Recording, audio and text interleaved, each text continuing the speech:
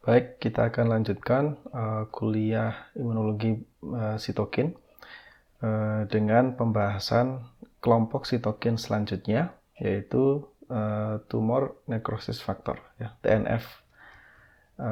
TNF ini merupakan salah satu family besar dari sitokin, ya, yang kita bahas di sesi sebelumnya. Sudah 3 family lainnya, ya. Selanjutnya kita bahas tentang TNF ini. Oke, jadi sitokin dari kelompok TNF ini, ya, tumor necrosis factor ini, memiliki fungsi yang sangat luas. Ya. Tapi secara umum, sitokin yang ada di kelompok TNF ini meregulasi berbagai sel, jenis sel. Ya. Regulate. Nah, yang diregulasi apa? Yang diregulasi adalah pengembangan, development, kemudian fungsi dari sel, yaitu pengembangan sel, ya, development of cells, kemudian fungsi efektor, ya, dari cells, fungsi efektor, ya, dan juga homeostasis, ya, jadi jumlah sel itu sendiri, aktivitasnya, ya, dan keseimbangan dari semua sel yang ada itu diatur. Nah, sel-sel apa saja yang diregulasi oleh sitokin TNF ini? Nah, sel-sel yang dipengaruhi adalah sel dari berbagai sistem organ. Jadi tidak hanya dari sistem imun. Ya, jadi sistem organ yang dipengaruhi atau yang diatur atau diregulasi oleh sitokin TNF adalah sel-sel yang ada di sistem skeletal, ya, kemudian sistem saraf, dan tentunya sistem imun.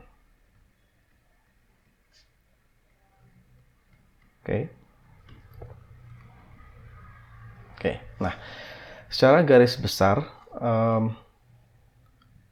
kelompok senyawa atau protein atau sitokin dari kelompok TNF ini bisa dibagi menjadi 2, yaitu yang protein-protein TNF yang soluble, ya, yang larut di dalam, ya, tubuh, ya, dalam darah, dalam cairan interstisial. Kemudian ada yang bentuknya transmembran, ya, yang berada di permukaan sel. Ya, ada yang bentuk bebas, ya, free soluble form. Ada juga yang transmembrane form, yaitu yang terikat di permukaan sel. Nah, untuk yang soluble ini ada 2 jenis TNF yang kita kenal. Yang pertama, ya, ini mungkin sudah banyak dikenal, ya, TNF alpha. Yang kedua adalah, ya, TNF beta. Nah, TNF beta ini memiliki nama lain, yaitu limfotoxin alpha. Ya, jadi satu senyawa sitokin ini memiliki sinonim, ya, nama-nama yang berbeda. Jadi TNF alpha dan TNF beta ini merupakan sitokin yang berbentuk soluble, ya, yaitu protein yang larut. Kemudian TNF beta ini memiliki nama lain, yaitu limfotoxin alpha. Nah, kedua TNF ini, kedua sitokin TNF alpha dan TNF beta ini merupakan sitokin pro-inflammatory. Artinya berperan dalam proses inflamasi. Ya. Dan produksi dan aktivitas TNF alpha dan beta ini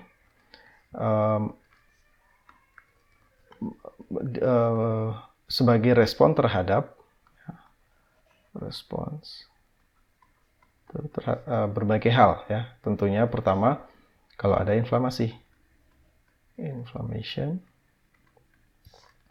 Ketika ada inflamasi, sitokin TNF alpha dan TNF beta ini produksi, dan dengan adanya TNF alpha dan TNF beta ini akan meningkatkan respon inflamasi itu. Jadi terjadi semacam positive feedback. Nah, kemudian inflamasi umumnya terjadi ketika ada infeksi. ya. Infection. Kemudian TNF alpha dan TNF beta ini juga diproduksi atau dipicu produksinya oleh limfosit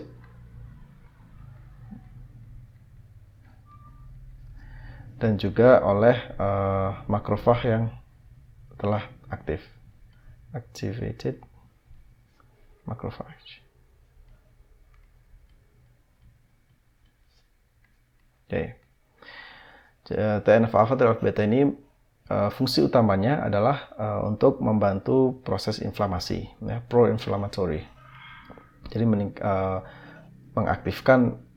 mengaktifkan limfosit, mengaktifkan makrofag, dan kemudian TNF alpha dan TNF beta juga dipicu produksinya oleh makrofag yang teraktivasi, oleh limfosit, oleh adanya infeksi, dan oleh adanya proses inflamasi itu sendiri. Oke. Kemudian untuk TNF yang transmembran, TNF transmembran ini berada di permukaan sel, ya, berupa protein transmembran. Jadi ada bagian intraseluler dan ada bagian ekstraselulernya. Di bagian ekstraselulernya itu bisa berikatan dengan reseptor yang ada di sel lain, ya, yang ada di permukaan sel lain. Oke, nah sitokin dalam kelompok TNF ini yang merupakan protein transmembran ada banyak, tetapi ada 5 yang utama, ya, 5 yang utama. Yang pertama adalah limfotoksin B. Toksin beta atau beta, ya, beta.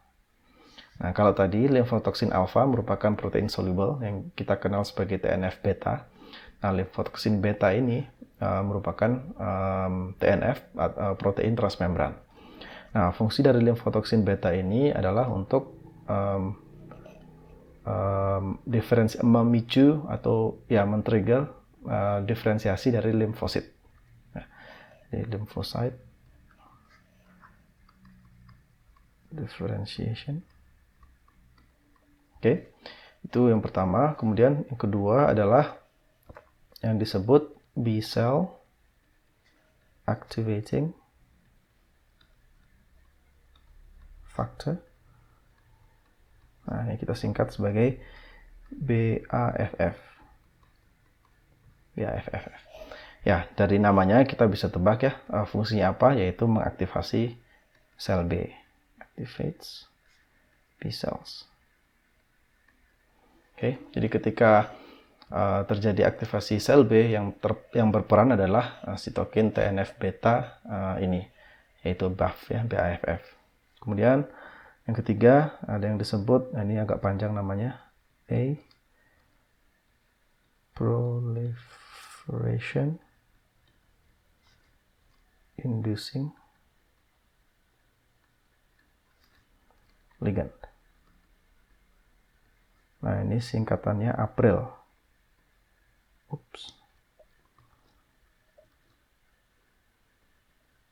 APRIL. Oke. Nah, APRIL ini memiliki fungsi yang mirip dengan BAFF, nah, yaitu untuk mengaktifkan B cell, tapi juga berperan dalam development dari B cell itu, ya, di perkembangan pematangan dari sel B, B cell development. Oke. Selanjutnya yang keempat yaitu ada yang disebut CD40 ligand, ya, atau CD40L. Sitokin dari kelompok TNF ini diekspresikan di permukaan sel T khususnya, on surface of T cells. Ya. Kemudian sitokin ini yang ada di permukaan sel T ini akan berikatan dengan reseptornya, ya, reseptornya yang disebut CD40. Ya. Ya, ini kan ligannya ya, CD40L, ya ligan, berikatan dengan reseptor CD40. Nah, reseptor CD40 ini ada di permukaan sel B. Ya. Dan fungsinya apa ya? Ketika CD40L ini, ligan ini berikatan dengan reseptornya di permukaan sel B, maka sel B tersebut menjadi aktif. Ya, jadi ini fungsinya juga sama. Sama dengan BAFF, sama dengan April, yaitu mengaktifkan sel B. Oke. Kemudian yang terakhir, yang kelima adalah yang disebut fast ligand. Fast ligand ini merupakan atau fast L ya, fast L merupakan sitokin transmembran yang berperan untuk menginduksi apoptosis.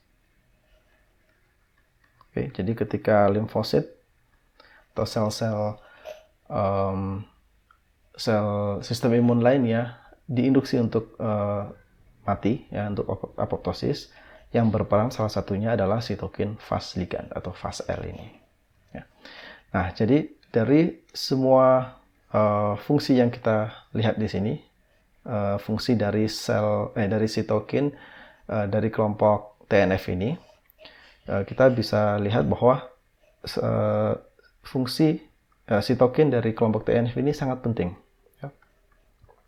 Karena kalau kita lihat dari semua fungsinya, TNF ini berperan dalam hampir semua siklus hidup sel imun. Ya. Jadi dia meregulasi semua ya, dari pematangan atau development limfosit, ya, sel-sel sistem imun, ya, development, ya, sampai ke kematiannya juga, sampai ke apoptosis, ya, dari imun cells. Oke, ya, jadi sitokin dari kelompok TNF ini sangat penting dan banyak dimanfaatkan dalam imunologi molekuler dan juga imunologi klinis. Ya, jadi sebagai rangkuman, TNF ini, sitokin TNF, kelompok sitokin TNF ini meregulasi perkembangan, ya, dan fungsi dan juga homeostasis dari sel-sel dari berbagai sistem, termasuk sistem imun. Nah, TNF ini bisa dibagi menjadi dua, yaitu yang larut, ya, soluble, ya, dan juga yang terikat di membran sel, ya, transmembran. Untuk TNF yang larut ada dua jenis, yaitu TNF alfa dan TNF beta. TNF beta disebut nama lainnya adalah limfotoksin alfa. Kedua sitokin ini, TNF alfa dan TNF beta, merupakan sitokin pro-inflamatory, yaitu membantu atau meningkatkan proses inflamasi. Ya. Dan ini dipicu produksinya dan dipicu aktivitasnya ketika ada infeksi, inflamasi oleh makrofag yang teraktivasi, ya, dan juga oleh limfosit. Sedangkan untuk sitokin-sitokin di kelompok TNF yang merupakan protein transmembran ada 5 yang penting. Yang pertama limfotoksin beta, ya, dan ini berperan dalam diferensiasi limfosit, ya, ketika sel B dan sel T ini diaktifkan, berikatan TCR dan BCR-nya berikatan dengan antigen, maka terpicu aktivasi dan diferensiasi dari sel B dan sel T. Nah, limfotoksin beta ini berperan untuk memicu diferensiasi dari sel B dan sel T itu. Kemudian ada juga yang disebut B-cell activating factor atau BAFF. Ini mengaktifkan sel B khususnya. Kemudian ada juga A proliferation inducing ligand atau APRIL. Nah, ini juga membantu atau memicu perkembangan, ya, pematangan sel B. Kemudian ada juga CD40 ligand, CD40L. CD40 ligand ini, CD40L ini merupakan protein, ya, transmembran, ya, karena ini masuk kelompok transmembran. Protein transmembran yang diekspresikan di permukaan sel T. Kemudian protein ini ketika sel T berinteraksi dengan sel B, protein ini akan berikatan dengan reseptornya, yaitu CD40, yang berada di permukaan sel B. Nah, ketika itu terjadi, sitokin ini memicu aktivasi dari sel B tersebut. Kemudian yang terakhir ada yang disebut fast ligand atau fast L. Fast ligand ini sitokin yang berperan dalam memicu apoptosis. Ya. Jadi secara keseluruhan, semua sitokin yang ada di kelompok TNF ini meregulasi perkembangan sampai ke kematian dari sel-sel sistem imun, sehingga memegang peran sangat penting. Oke. Nah, semua molekul TNF ini, baik yang soluble ataupun yang transmembran, merupakan atau membentuk trimer, ya. Molecules,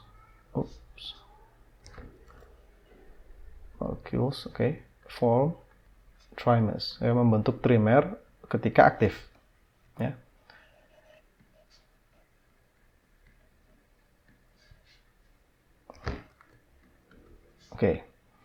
Membentuk trimer ketika aktif. Nah, coba saya gambarkan.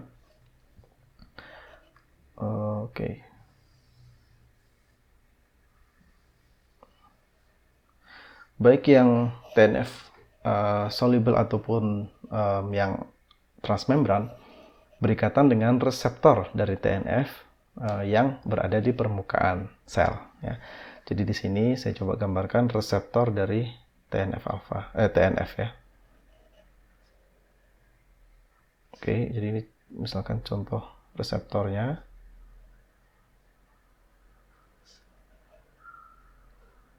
Ini merupakan molekul reseptor yang terpisah ya, yang berbeda, yang ada di permukaan suatu sel, misalkan di permukaan sel B. Ya, ini kita berikan tulisan TNF reseptor 1 contohnya. Nah, TNF reseptor 1 ini ya tentunya merupakan protein transmembran ya, yang berada di permukaan suatu sel. Nah, ketika ada sitokin TNF, ya, kita sebut ini misalkan ini TNF alfa. Ketika TNF alfa ini yang merupakan trimer tadi berinteraksi dengan reseptornya, ya, yaitu TNF reseptor 1 ini, maka sitokin TNF alfa ini akan memicu reseptor itu untuk membentuk trimer.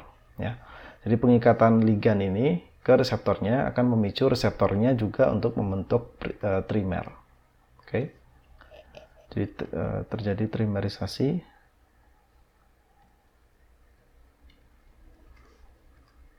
Dan ketika terjadi pengikatan ligand.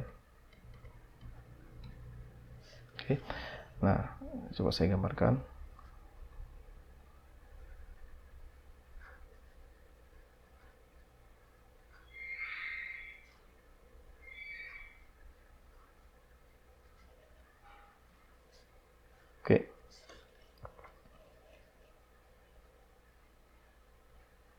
Nah, ya jadi ketika sitokin TNF alfa ini atau TNF atau sitokin yang lainnya yang soluble ya, ataupun yang bukan soluble yang transmembran, ketika berikatan dengan reseptornya akan memicu reseptornya membentuk trimer juga. Ya, dan ketika reseptor tersebut membentuk trimer, maka terjadi aktivasi di bagian intraselulernya. Dan aktivasi ini contohnya bisa mengaktifkan berbagai molekul messenger lainnya atau berbagai molekul-molekul atau protein-protein lainnya. Untuk contoh TNF alfa, TNF reseptor 1 ini ketika teraktivasi akan mengaktifkan NF kappa B. Ya, NF kappa B ini nuklear faktor kappa B, dan nuklear faktor kappa B ini meregulasi transkripsi dari DNA, ya. Transcription of DNA. Oke. Jadi mekanisme kerja semua molekul TNF, ya, sitokin TNF ini adalah seperti ini contohnya, yaitu membentuk trimer, baik yang soluble ataupun yang membrane bound, ya, transmembrane tadi, membentuk trimer ketika berikatan dengan reseptornya, maka memicu terjadinya trimerisasi dari reseptor tersebut. Ya. Kemudian trimerisasi dari reseptor itu akan mengaktifkan bagian dari intraseluler dari reseptornya, dan ketika bagian intraseluler menjadi aktif, maka ini akan memicu aktivasi molekul-molekul messenger lainnya. Ya. Dalam hal ini contohnya NF-kappa-B. Dan NF-kappa-B ketika aktif akan meregulasi transkripsi dari DNA. Okay. Baik meningkatkan transkripsi DNA tertentu atau menghambat.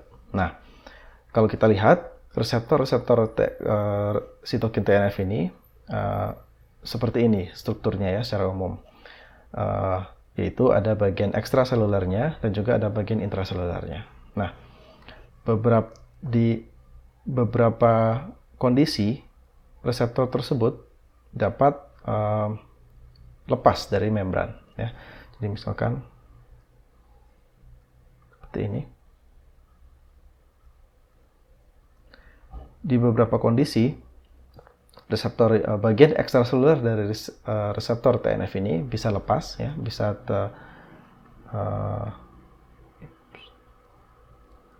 cleavage. Oke.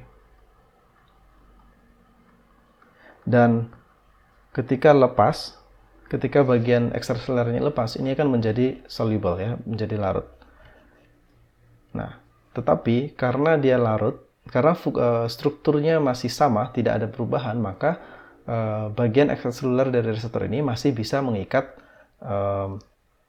sitokin TNF. Ya.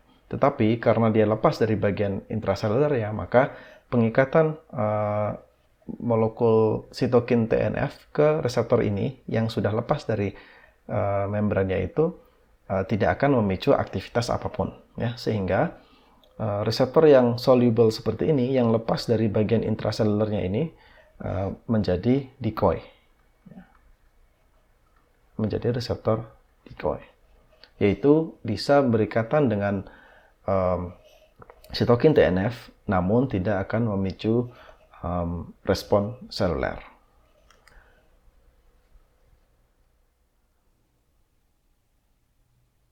Oke, kelompok selanjutnya kita akan bahas kelompok sitokin yang terakhir, yaitu chemokines, ya.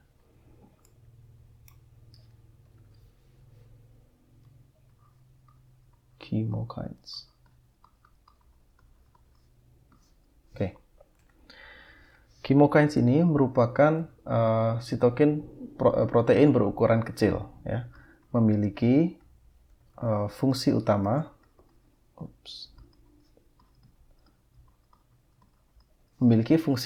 untuk menginduksi pergerakan dari leukosit, ya.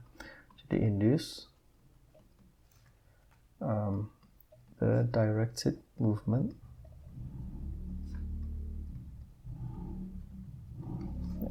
of leukocytes.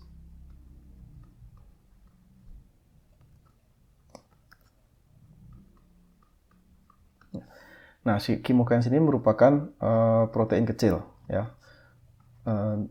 Ukurannya biasanya lebih kecil umumnya lebih kecil dibandingkan dengan sitokin-sitokin lainnya. Small proteins, ya. Dan sitokin-sitokin chemokines ini berikatan dengan reseptornya yang berada di permukaan sel, ya. To cell surface receptors. Nah, reseptor dari chemokines ini berada di mana-mana, ya. Hampir semua sel imun memiliki reseptor untuk chemokines dan juga ada di berbagai organ lainnya, misalkan di pembuluh darah, ya. Jadi chemokines ini bisa berikatan di reseptornya yang berada di permukaan sel imun dan juga di berbagai tempat lainnya seperti pembuluh darah. Oke, kita lihat fungsinya. Nah, fungsi dari chemokines ini adalah menginduksi pergerakan dari leukosit ya, dari sel-sel sistem imun. Sebagai contoh, kita lihat oke, misalkan seperti ini. Misalkan ini ada di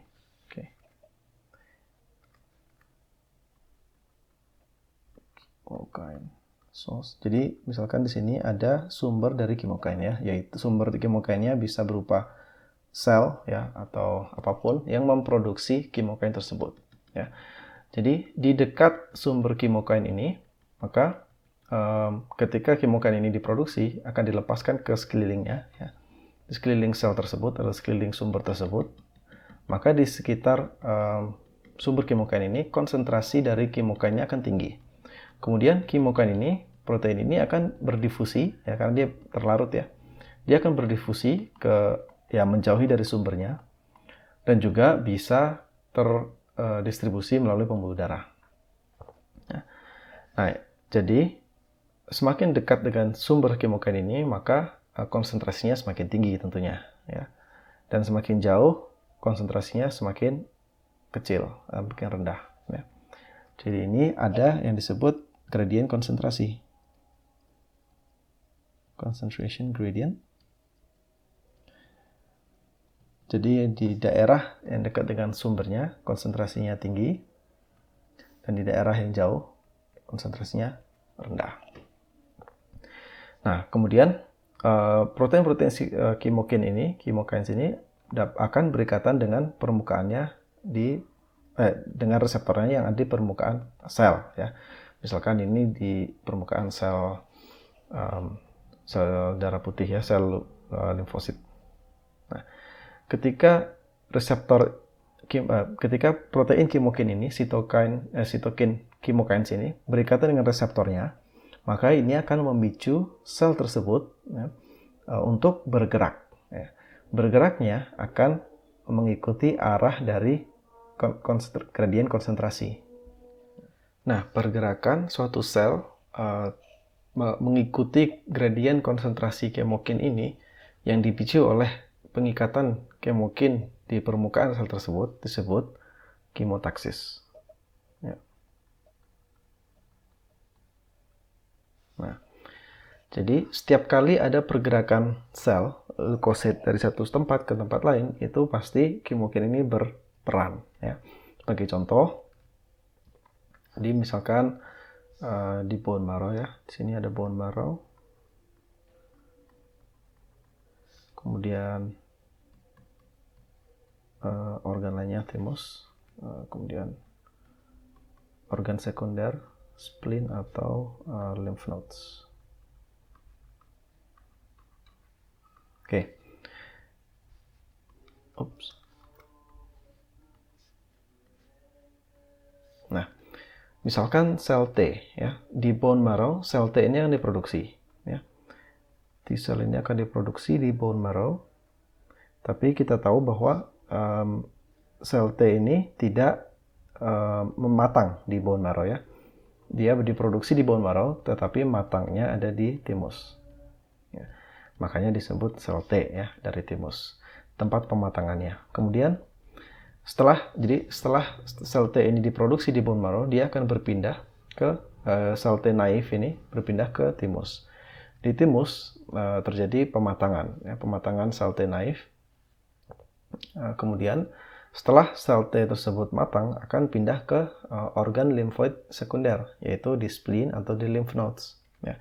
Dan disinilah bekerja, ya, sel T tersebut bekerja. Salah satunya tempatnya di spleen atau lymph nodes ya, atau di manapun di tempat lain selain thymus.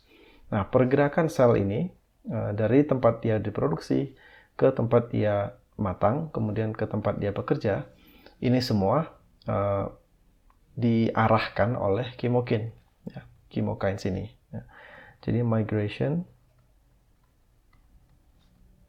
ya of leukocytes, small leukocytes ya. Ini tadi salah satu contohnya sel T. Itu diarahkan atau disebabkan atau dibantu ya oleh chemokines. Oke. Ya, jadi itu secara umum fungsi dari chemokines ini.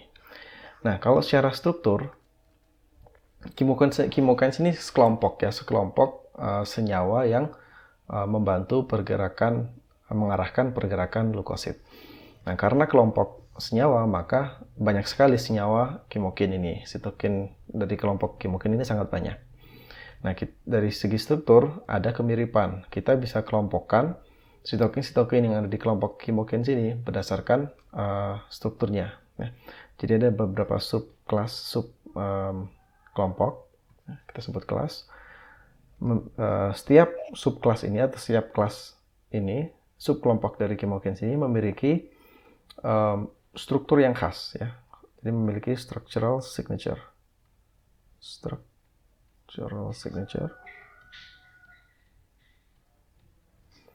Dan struktur yang khas inilah yang digunakan untuk mengelompokkan. Nah, karena chemokines ini merupakan protein, maka kekhasan dari strukturnya itu ada di urutan asam aminonya, ya, khususnya asam amino sistein. Ya, jadi kita lihat misalkan untuk yang pertama, kelompok pertama CXC. CXC ini memiliki struktur yang khas yaitu CXC seperti ini. Ya. Jadi ini adalah posisi dari asam amino sistein yang terhubung melalui ikatan disulfida. Ya. Kita tahu sistein itu bisa membentuk ikatan disulfida ya, antar asam amino di dalam struktur protein itu, sehingga memberikan konformasi 3 dimensi yang khas. Ya. Dan konformasi itu sangat penting untuk fungsinya. Oke. Jadi ini CXC. Kemudian ada juga kelompok CC. Nah, CC ini mirip seperti ini. Oke, kemudian ada juga kelompok XC.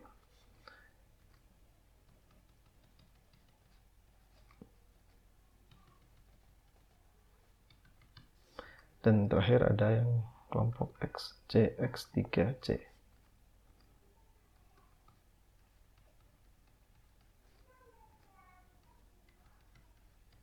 Oke, dan C di sini adalah sistein.